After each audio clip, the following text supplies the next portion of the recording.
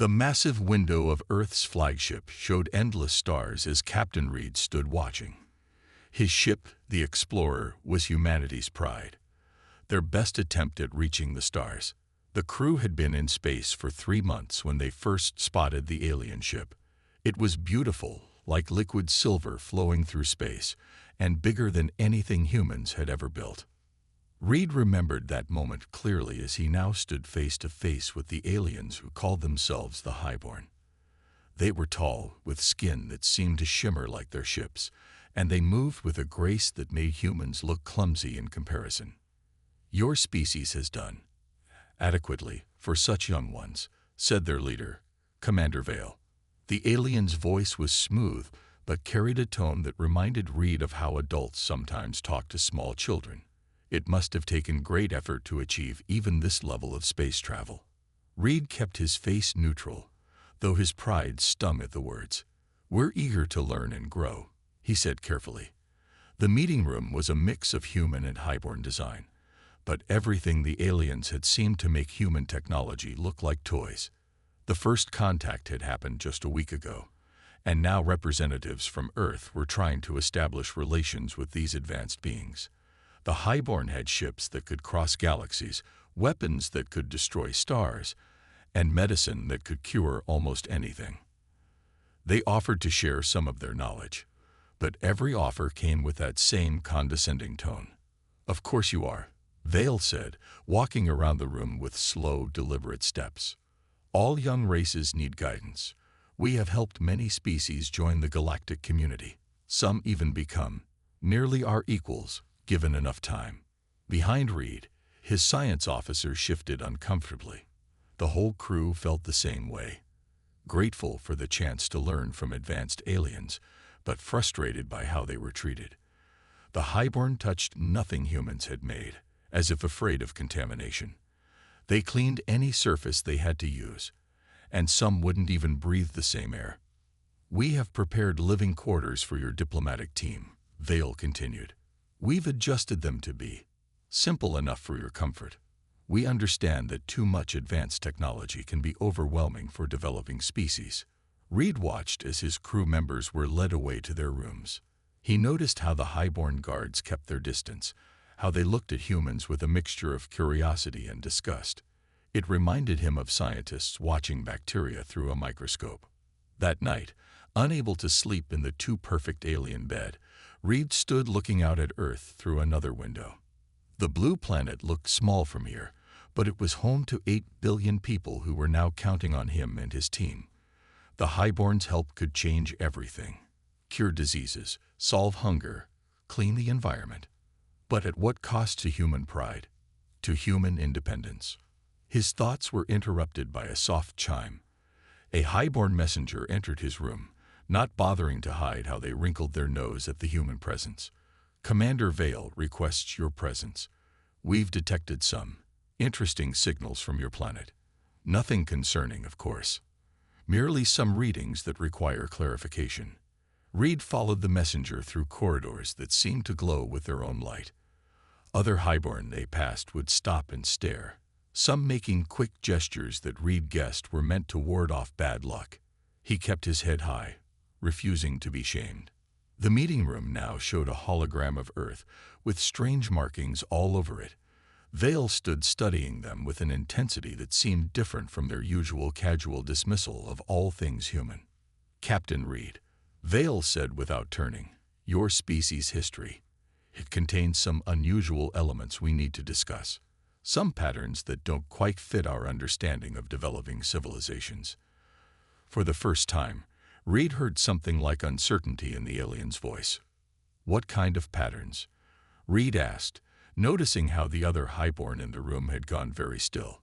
Vale finally turned to face him, their silvery eyes showing the first real respect Reed had seen. "Tell me, Captain, what do your people know about the ruins buried beneath your Sahara Desert?" Dr. Smith sat in the Highborn library, his eyes burning from staring at alien text for hours.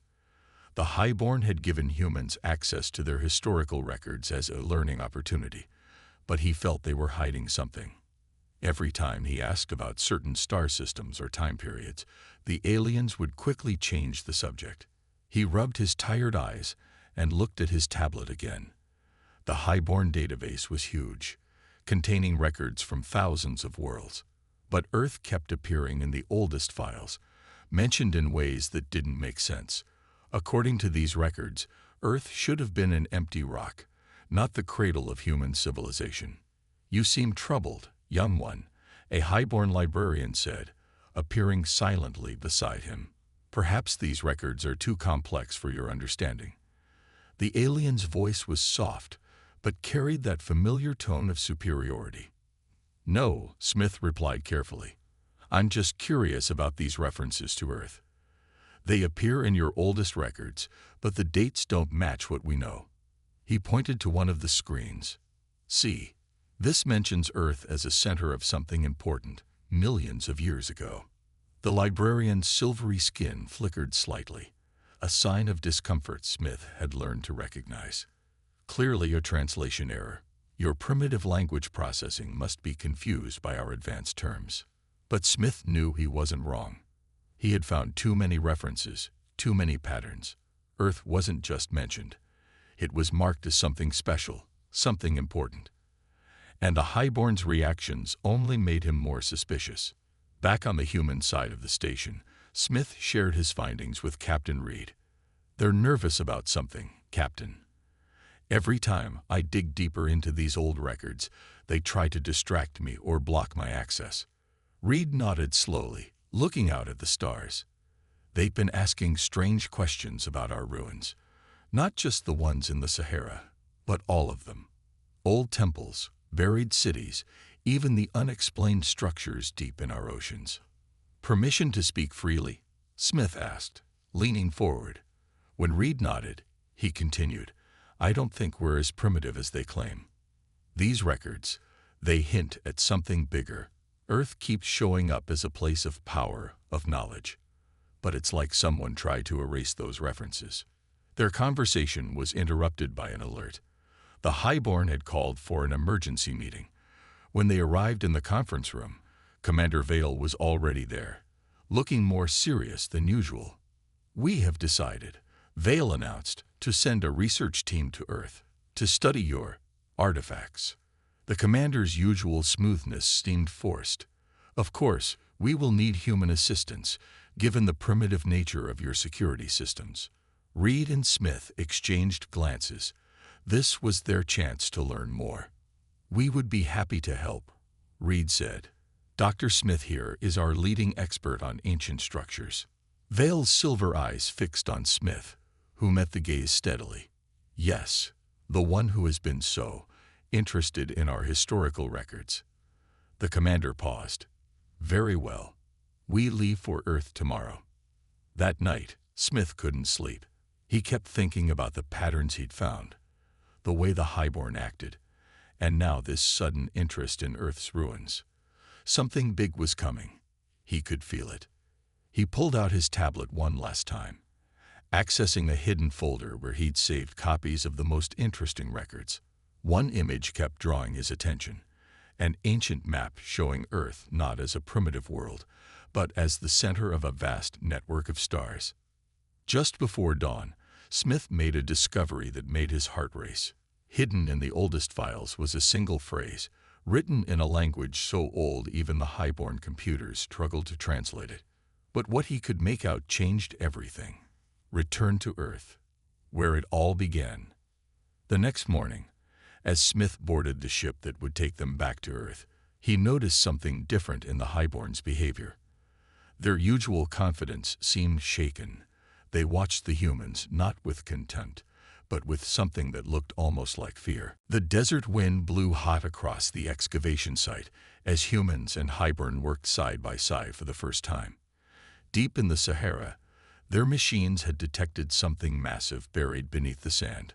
The highborn's advanced scanners showed a structure larger than 10 football fields, all of it hidden underground. Dr. Smith watched as another layer of sand was carefully removed. The highborn used beams of light to cut through rock, while human workers helped guide the process.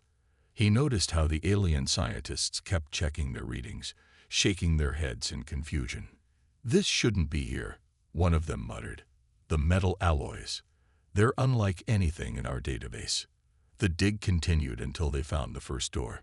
It was huge and made of a dark metal that seemed to swallow light. The highborn brought out their best tools to open it, but nothing worked. Their cutting beams bounced off harmlessly. Their scanners couldn't see through it. "Let me try something," Smith said, walking toward the door. The highborn scientist stepped back, probably expecting him to fail. But as he got closer, something strange happened. The metal began to glow with a soft blue light. "Step away from there," Commander Vale ordered, but it was too late. Where Smith's hand touched the door, patterns of light spread like ripples in water. There was a deep humming sound, and the door simply opened. "Impossible," Vale whispered. The other highborn stood frozen, their silvery skin flickering with confusion and fear. Inside, they found corridors that lit up as they walked through them. The walls were covered in markings that looked both familiar and strange. But the strangest thing was how the facility responded to the humans. Doors opened for them, lights brightened, and soft humming filled the air. For the highborn, nothing happened at all. They reached a vast circular room filled with tall columns. In the center stood something that looked like a control panel, covered in dust. When Captain Reed approached it, the dust simply vanished, and the panel came to life with soft light. "Don't touch anything," Vale shouted, but their voice shook with uncertainty. "This technology, it could be dangerous." Smith stood looking at the symbols on the walls. "These aren't random patterns," he said quietly. "They're star maps. And that shape there, it's Earth. But not Earth as it is now. Earth as it was millions of years ago." Suddenly, the floor beneath them trembled. More lights came on, revealing the true size of the room. It wasn't just a room. It was a massive command center. And in the middle, above the control panel, a sphere of light appeared. "Welcome, children of Earth," a voice spoke, somehow in perfect English. "You have finally returned." The highborn backed away, their weapons raised but useless against the light. The voice continued, "I am Atlas, guardian of this facility. After 50 million years of sleep, the children of the Forerunners have come home." "What are you talking about?" Reed asked, stepping forward. "What Forerunners?" The sphere of light changed, showing images that made everyone gasp. They saw Earth, but not as they knew it. They saw cities that stretched into space, ships that could cross galaxies in moments, and beings that looked human but wielded power beyond imagination. "Your ancestors," Atlas replied. "The ones who seeded the galaxy with life. The ones who helped young races grow. The ones who chose to hide their power and sleep, waiting for their children to return." Smith looked at the highborn, who had gone completely still. "All this time," he said, "you thought we were primitive, but we didn't evolve after you. We were here first. We were the ones who helped your ancestors take their first steps among the stars." The sphere of light pulsed gently. "There is much to show you," Atlas said, "much to teach you about who you really are, about why your ancestors chose to sleep, and what they left behind for you to find." As the ancient AI began to share humanity's true history, Smith noticed how the highborn's proud posture had changed. They looked lost, like children who had just learned that everything they believed was wrong. The truth about Earth, about humans, about everything was about to change forever. The light from Atlas filled the ancient command center as humans and highborns stood in stunned silence. The AI's hologram shifted, showing scenes from Earth's hidden past, great cities that reached the clouds, ships that could fold space, and humans who had mastered powers that looked like magic. "Your DNA carries the key," Atlas explained, its voice gentle but firm. "That is why this facility responds to humans but ignores others. The Forerunners made sure only their children could access their legacy." Reed stepped closer to the control panel, watching as it lit up at his touch. But why did they hide? Why did they leave all this buried? The hologram changed, showing a massive storm of energy approaching the galaxy. They saw it coming, Atlas said, a wave of energy that would destroy everything in its path. Instead of trying to fight it, they chose a different path. Smith watched in amazement as the story unfolded before them. The ancient humans had built shelters deep underground all across Earth. They used their advanced science to change themselves, making their children forget their power so they could survive the coming storm. They hid their knowledge in places like this, Atlas continued. They seeded other worlds with life, helping new species grow. The Highborn were one of many races they guided, long ago. The AI turned its attention to Commander Vale. Your people were among their greatest successes. Vale's silver skin had lost its shine. All our history, our belief that we were the first, the most advanced, it was all wrong. The commander's voice shook with emotion. Not wrong, Atlas corrected. Incomplete. Your people achieved much on their own. But like a child learning to walk, you had help taking your first steps among the stars. More displays came to life around them, showing a massive network of hidden bases and sleeping technology. Earth is not just your home, Atlas explained to the humans. It is the heart of a network that spans the galaxy. The Forerunners left everything you would need to reclaim your heritage when the time was right. Reed looked troubled. If we're so powerful, why can't I feel it? Why don't we remember any of this? The AI's light pulsed softly. The changes they made to themselves were deep, affecting body and mind. But now that you have returned here, the awakening can begin. Watch. A beam of soft light touched Reed's hand. Where it met his skin, small patterns of light began to glow beneath the surface, like glowing veins. The captain gasped as knowledge and memories that weren't his own filled his mind. What you receive now is just a fraction of what awaits, Atlas said. The full awakening must happen slowly, or it could harm you. Your ancestors made sure of this, programming it into your very cells. Smith moved to help Reed, who looked overwhelmed. But as he touched his captain's arm, the same light patterns appeared on his own skin. Around them, the other humans began to glow too, while the Highborn could only watch.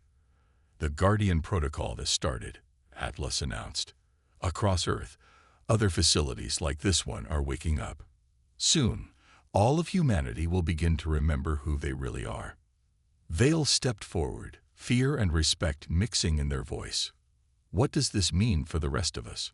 For all the races that thought we were the teachers? Atlas's hologram expanded, showing the galaxy in all its beauty. That is for humanity to decide. Your ancestors left guidance for this moment too.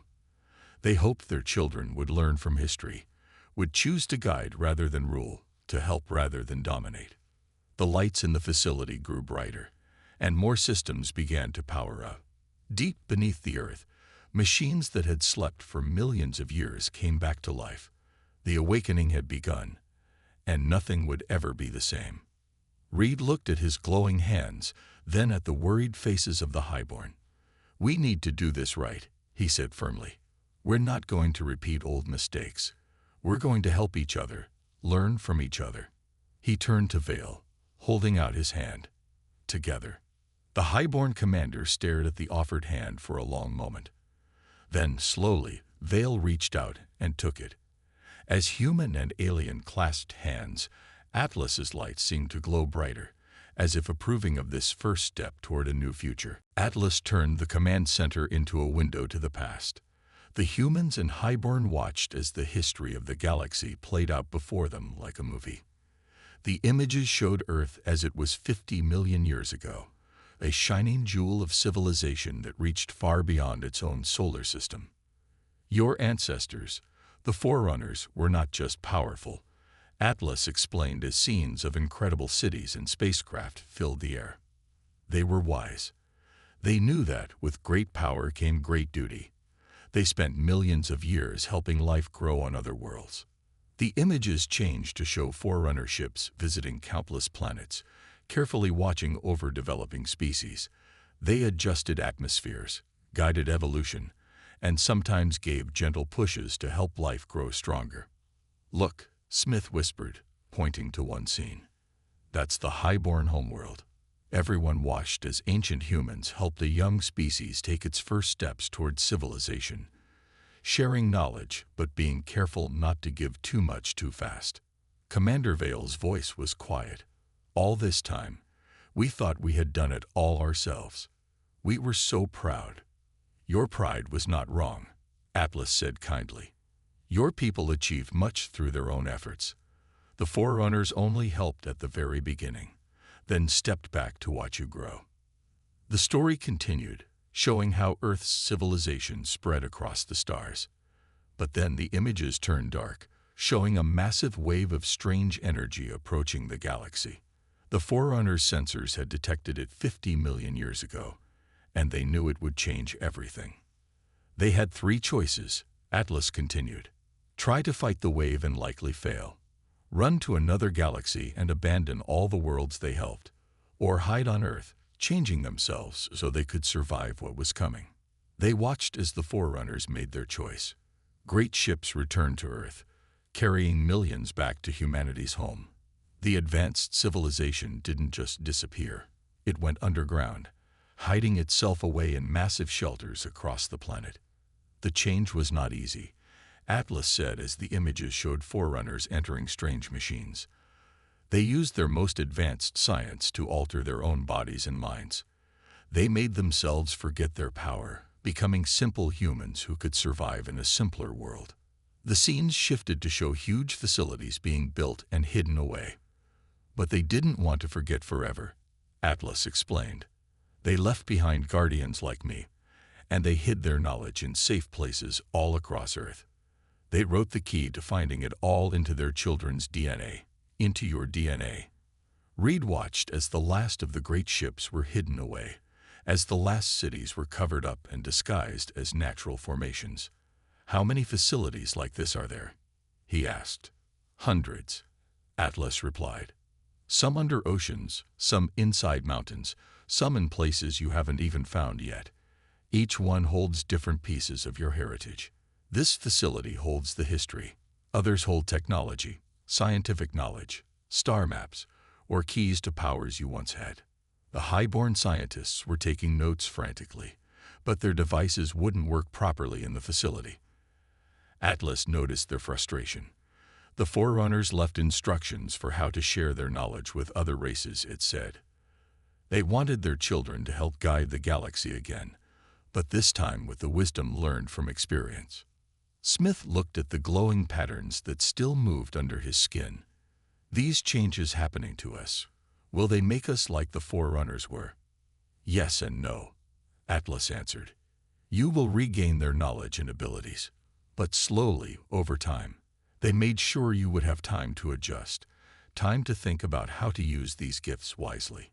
The hologram shifted one last time, showing Earth as it was now, with its hidden network of facilities starting to wake up.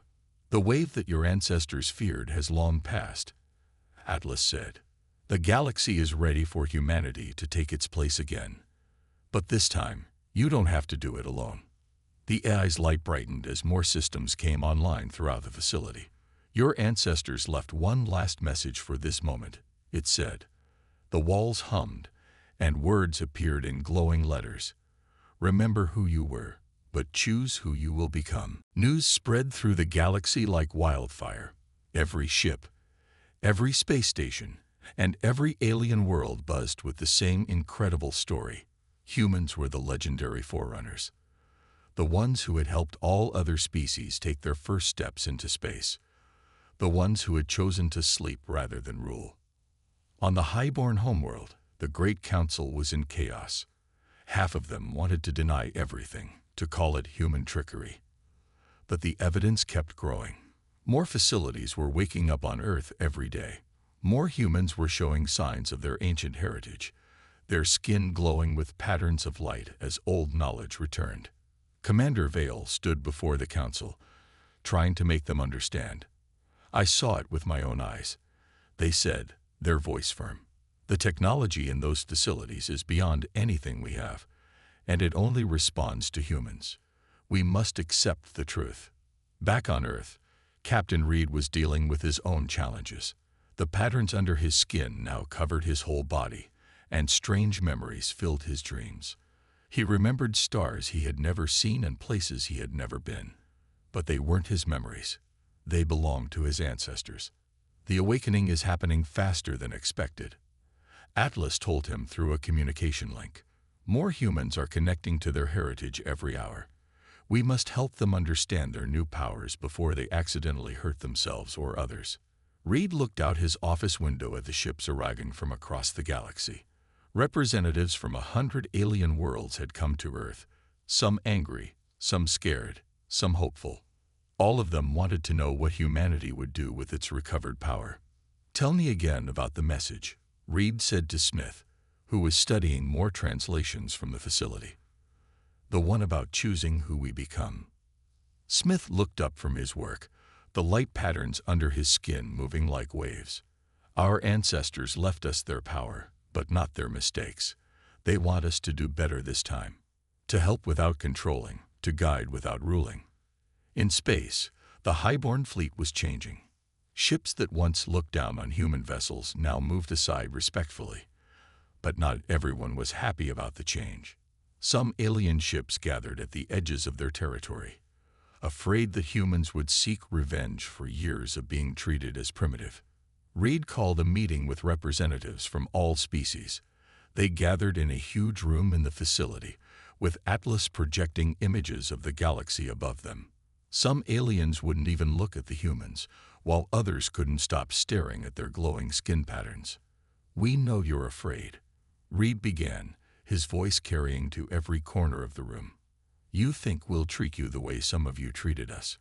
But that's not what we want." He touched the control panel, and the facility responded, showing images of the past, of forerunners helping young species grow, of ancient humans celebrating the achievements of other races. "Our ancestors helped your ancestors reach the stars," Reed continued. "Now we want to help each other. Not as rulers and servants, but as equals. Every race has something to teach, something to share." Vale stood up from the alien side of the room. "The Highborn support this vision," they announced. "We were wrong about humans, but we can be right about the future, together." One by one, other alien representatives stood up.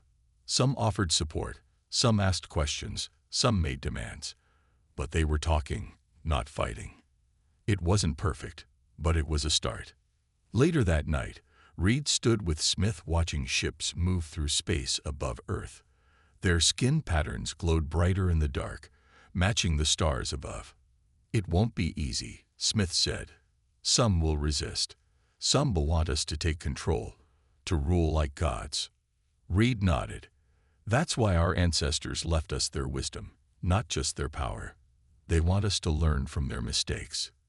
He touched the wall of the facility, feeling the ancient energy respond to him. "We have a chance to build something new, something better." Above them, more ships arrived from distant worlds, their lights mixing with the stars. The galaxy was changing, and humanity's greatest challenge wasn't regaining their power, it was learning to use it wisely. 5 years had passed since the discovery in the Sahara. Earth had changed more than anyone could have imagined. The once hidden facilities now stood proud above ground, their ancient technology working together with modern innovations. But the biggest changes weren't in the buildings or machines. They were in the people.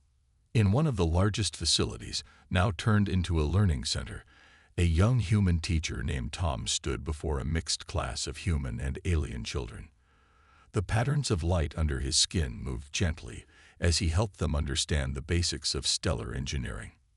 "Remember," he said, watching as his students made small stars appear above their desks, using the facility's teaching technology, "power isn't about being better than others.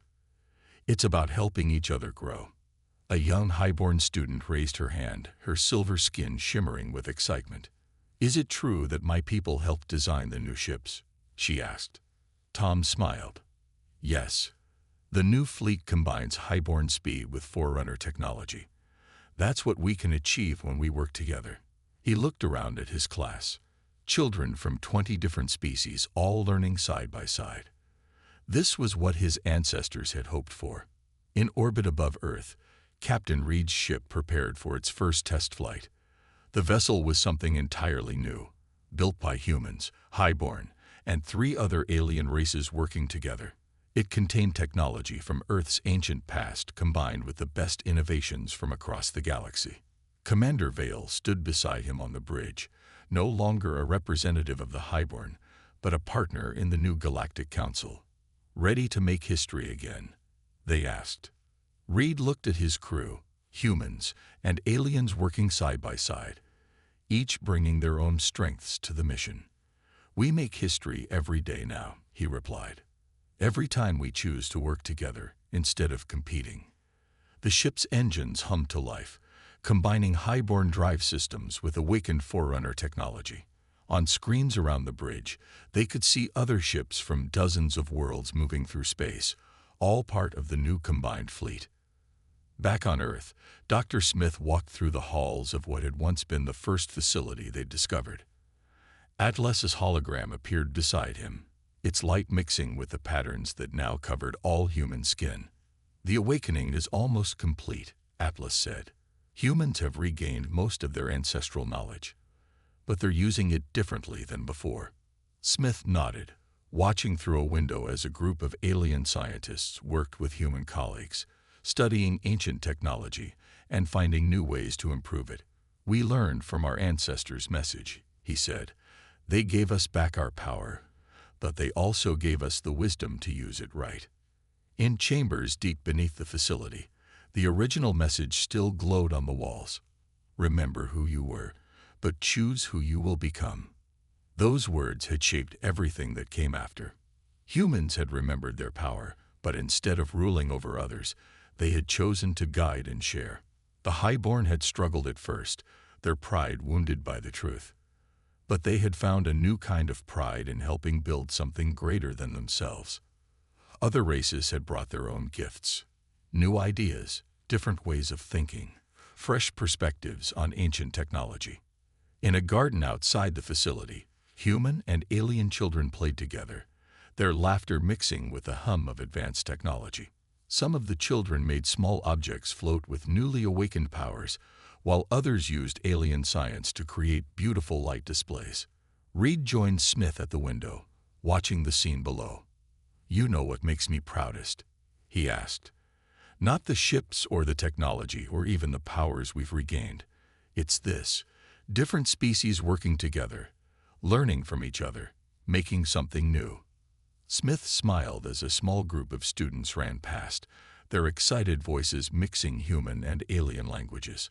"Our ancestors wanted us to be guides, not rulers. Teachers, not conquerors. I think they'd be proud of what we've built." Above them, the first ship of the new fleet streaked across the sky, its design a perfect blend of human heritage and alien innovation. It carried the hope of every species, not just for exploration or advancement, but for a future where no one stood alone. The galaxy had learned its lesson. True greatness didn't come from claiming superiority or holding power over others. It came from working together, from sharing knowledge, from helping each other grow. Humanity had come full circle, from teaching their first children among the stars, to learning humility, and finally to finding a balance between power and wisdom.